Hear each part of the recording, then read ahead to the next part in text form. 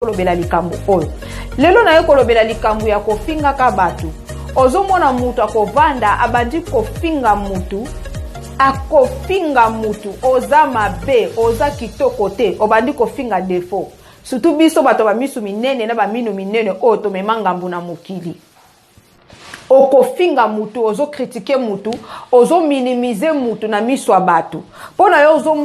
ozomona ke ezelo kwa bien mais il faut to comprendre eloko moko nani na kati na biso asa sala mutu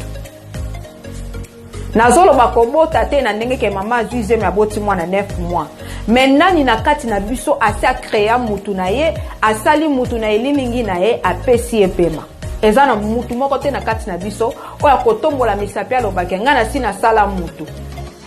mais tobibengaka toza ba chrétien mais toza na kofinga na munoko na communauté congolaise eza très facile eza pete mingi